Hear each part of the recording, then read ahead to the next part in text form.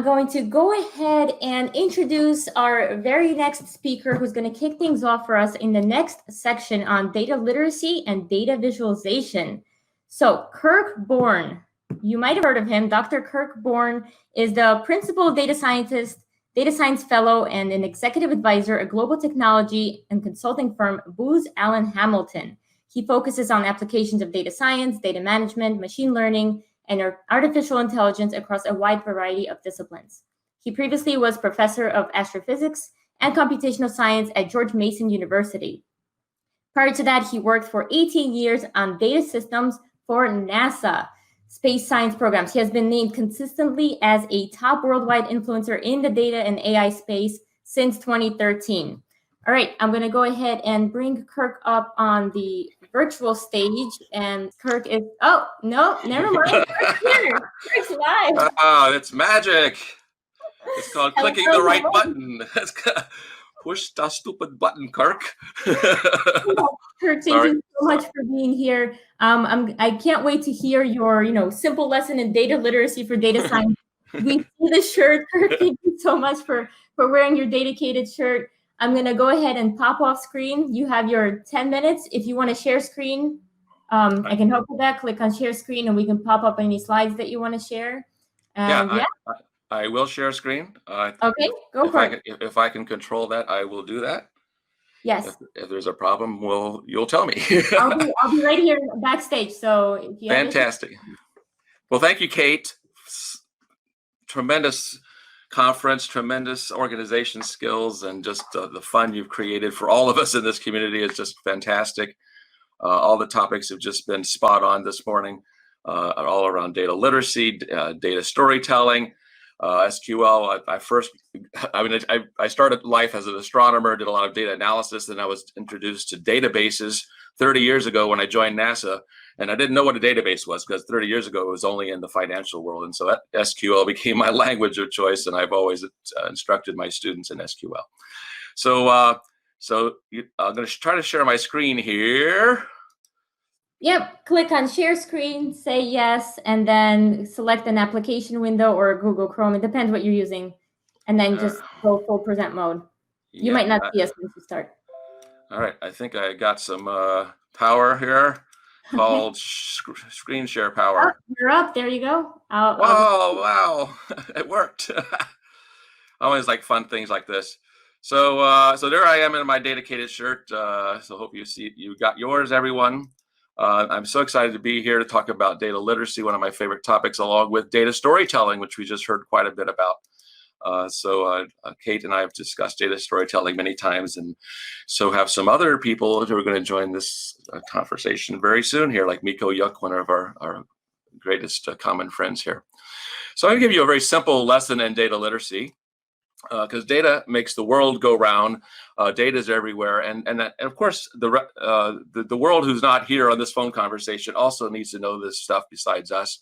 And you might think, well, why does a data science conference, a community of data scientists, need a lesson in data literacy? Well, I always love simple lessons, and this simple lesson goes a long way, which I think helps all of us. So I love data, and I want to talk about how data literacy is a way of thinking about numbers and measurements of things.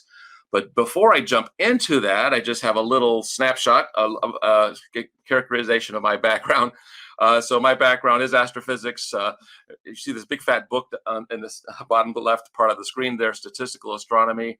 When I was in undergraduate, actually in physics, my goal was to get into astronomy. And one of my professors went to the University of California at Berkeley, and he was a statistical astronomer. And I never really thought a whole lot about statistics, except he showed me this 600+ page book here. And I said, oh my gosh, I don't know if I can handle that. But anyway, it was pretty impressive. And as the years went by, I went from basically doing computational models of colliding galaxies to getting into more data science and statistical stuff. So I think it's come full circle for me now.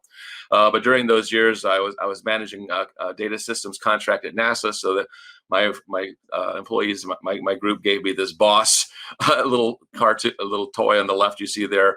There's my data duck in the middle of on top of that book. If the data quacks, it must be data.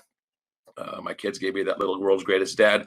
But of course, I have to mention Captain Kirk, because my entire professional career Kirk as an astronomer, Kirk at NASA. I was always called Captain Kirk. Oh, well, couldn't get away from it. So there you are. So a simple lesson in data literacy. How do you spell SQL? Just kidding. Thanks, Christina, for the little discussion this morning on SQL. That's not the lesson. Just kidding. But I couldn't help but throw that in there. So anyway, so I use this particular little image here when I talk to public audiences about data literacy. And I tell them that data literacy is a way of thinking about numbers and measurements of things. And I have them look at this and stare at this, and oftentimes it leads to some laughs in the room. And I hope you're laughing a little bit here. That they look at this and they finally figure out this doesn't make any sense. You know, there's three different numbers here. Then somebody added those three numbers, and those three numbers are completely different types of things. Obviously, I mean, we can recognize that immediately. Population of the town, this elevation of the town above sea level, and the year the town was established. It didn't make any sense. But then I thought more about this, and I realized as data scientists, we need to think more about our numbers. And sure enough, when you look at this sign, I just basically came up with 7, and there's probably more. 7 sort of very important data science concepts that we need to know as data scientists are revealed or exposed by looking at this sign here. And so we could actually do something with this. We actually can do something with this sign, even though when you first look at it and you see these 3 numbers and you say, what could I possibly do with 3 so completely different numbers with different units measured in different ways and so forth. Well, the first thing you do is to realize that everything is data. So that's sort of my first message, is just being cognitive and realize that we're collecting information about every process, every product, everything in the world, every behavior, whether it's our online behaviors or cyber behaviors or whatever we're doing.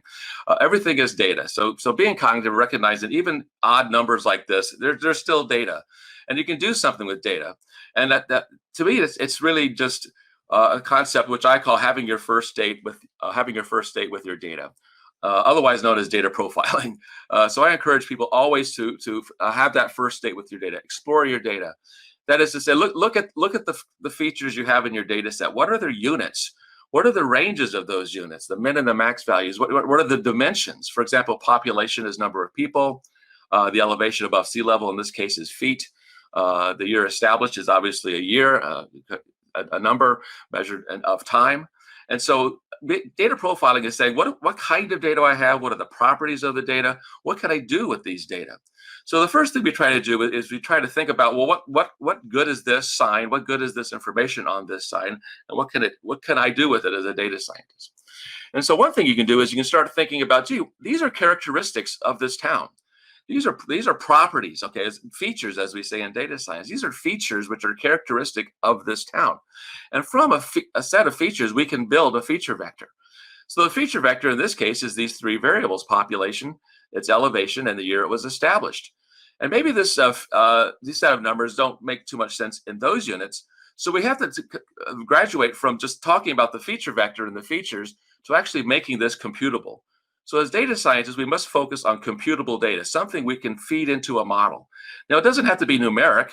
As we know, we can do, for example, association analysis or link analysis, market basket analysis, if you're familiar with that, and even Bayes theorem, where you're basically just applying probabilistic values to discrete items which aren't numbers. So it's still computable. So how can we make this computable? Well, one way you can make this computable is you can just realize that these things represent those 3 characteristics of a town, and we can do something with it. For example, we can normalize it. So our feature engineering is not just making it computable, but making it computable in a sensible way. That is, since these are all different units, let's normalize them to a common unit scale. And so one of the most common ones you can use is basically a 0 to 1 normalization. So if we take each one of these, for example, population, and we can look at all the populations of all the towns in this country or in this region or whatever the geographic area you're studying. Let's just say you're looking at a particular country, all the towns and cities in the country, just normalize from the minimum population town to the largest population town on a scale of 0 to 1. Then you can do the same thing with elevation. Look at all the elevations of all the towns in the country and find the minimum and maximum elevation of the towns and normalize those numbers from 0 to 1. And from the year established, well, the easiest thing to do is maybe something like the age of the city. So basically the current year minus the year established, and that gives you the age of the city in years, and then you can normalize again, once again, min to max could be normalized 0 to 1. So we basically had taken something which was basically a fairly silly, uninteresting looking side, but something that was sort of humorous, to actually something you can now compute with. You have a feature vector, which are 3 characteristics of towns in this country, and the numbers are all on a unified scale, so that you can compare feet above sea level to population to the years to the age of the town on a normalized way. That is, anything on a 0 to 1 scale, doesn't matter what the units are anymore. So the next thing you might want to do with this, that if we're really comparing with other towns, is we want to use some kind of distance or similarity metric. And that becomes easy when you remove the units, because now it's a mathematical thing. You don't have to carry units around with you. It's all 0 to 1. So distance and similarity are very key concepts in almost all of data science, right? So we talk about clustering. It's all about knowing the distance. If we have K nearest neighbors classification, it's all about distance. Okay, so similarity and distance is a very common concept. And so no matter what feature vector you use here, you can start doing things with it, with cosine similarity, Manhattan distance, if you're familiar with that, Euclidean distance, LP norm. There's a variety of things that you can do with this. And so ultimately, we want to do some real live classification, classify towns based upon something like K nearest neighbors. So we measure these parameters in this 3-dimensional parameter space, all 0 to 1. So we essentially have a data cube, with X, Y, and Z all between 0 and 1, and you just place all the cities and towns in the country inside that data cube. And if you have some new town, you want to say, what is this most like in that space of population feet above sea level and year established or age? You can look at the most similar towns around a given point, and then sort of classify it based upon a K nearest neighbor algorithm.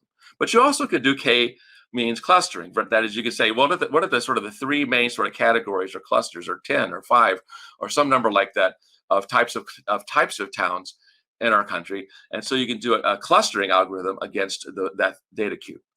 What's more interesting also is that you can actually do some meta learning here. So we've gone through this whole process of playing with our data, profiling our data, creating feature vectors and so forth.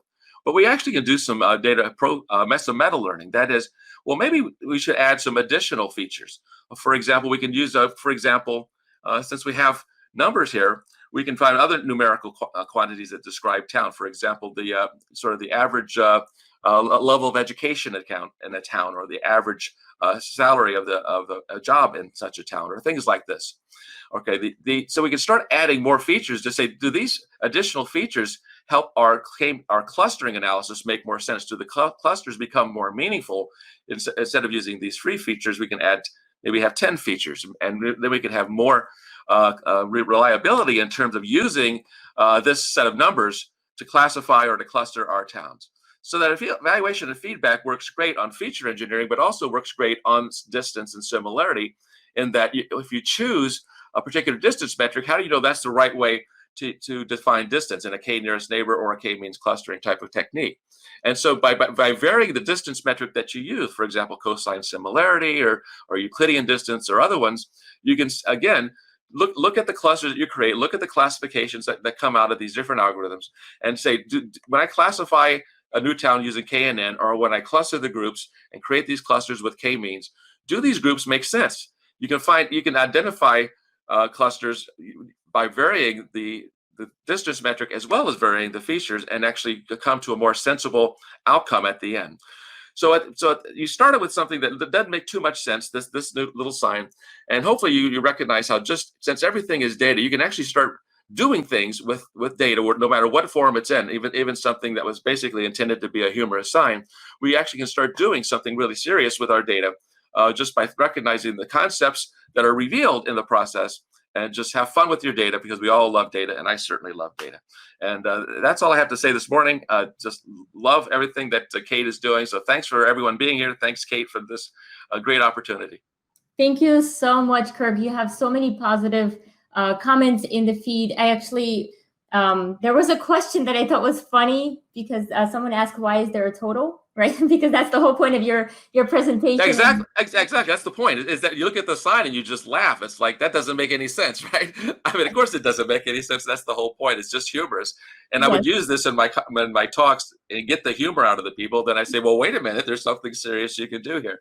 Yeah, absolutely. I always learn so much from your talks, and there are a lot of comments here about your excitement. I agree. You always bring so much energy on stage, even the virtual stage that we're on here. A question here from Tom. He's asking, is there a difference between data profiling and exploratory data analysis? So if profiling is the first date, what's exploratory data analysis? Well, the exploratory data analysis might be sort of the last few items on that list I just gave you, right? So the data profiling is what types of data do I have? What are the formats of the data? Do they have dimensions? What are the range of those dimensions, min, max?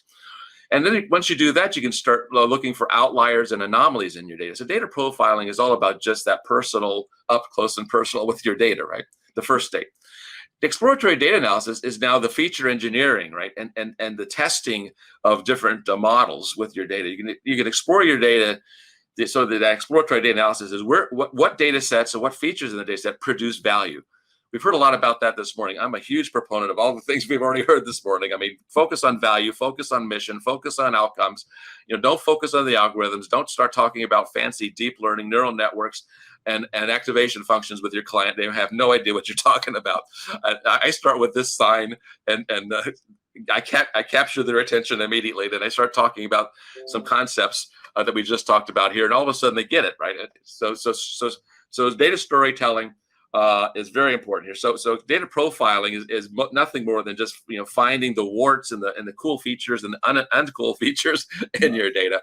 But exploratory data analysis, for me personally, just basically means finding the value, finding the parts, the features of the data that will bring value to the use cases and your clients. Awesome, got it. So if data profiling is the first date, exploratory data analysis are the few dates after. That's when yeah, something like that. Awesome, thank you. Question here from Manal. How much statistics is needed to love data? I love how he phrased that question. Well, I think it was who Ben said he loved sharing embarrassing stories. Is that true? Here's stories. Yeah, he shares a lot. Here's my embarrassing story. I never had a course in statistics in my life, but I taught statistics at a university as a professor. Why? Because I learned it in the practice of what I was doing. Mm-hmm. All right. So and I'm not saying don't study statistics. That is not what I'm saying. There's a lot of value in studying statistics, but you can learn what you need in practice. I learned Bayes' theorem as I went along. I learned a lot of things in statistics as I went along. I mean, one of the greatest tools that astronomers used for decades, and I never could quite understand it, but I got to use it myself, and that was the Kolmogorov-Smirnov test. KS test, that they call it, because we're always trying to say, is this population different from that population? So it's a two population test. Are these drawn from the same two samples drawn from the same population? And it makes no assumption about the structure of the distribution. That's called a non-parametric test. So as soon as I learned that, I got a book on non-parametric statistics. So if you want to learn some statistics, I would suggest start with non-parametric statistics, because you'll fall in love with data again when you get into that, because it's letting the data tell you about the data. And I'm a big proponent of let the data talk to you.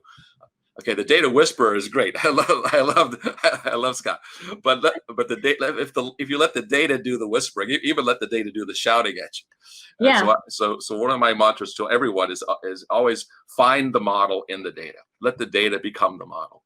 And so anyway, I'm rambling on here, but statistics is all important, but you can learn it as you go. I think in a lot of cases, don't slough it off. It's still important to learn it, but you don't necessarily formally have to learn it in a course. So much so that, like I said, I even taught it at a university. I never had a course in it. I was going to say, you can just teach it. You don't even have to learn it. Just go and teach it at a university. Well, another one of my mantras: the best way to learn anything in life is to have to teach it. Absolutely. Completely agree with you. And Dr. Kirk Bourne, thank you so much for being on the Datacated conference.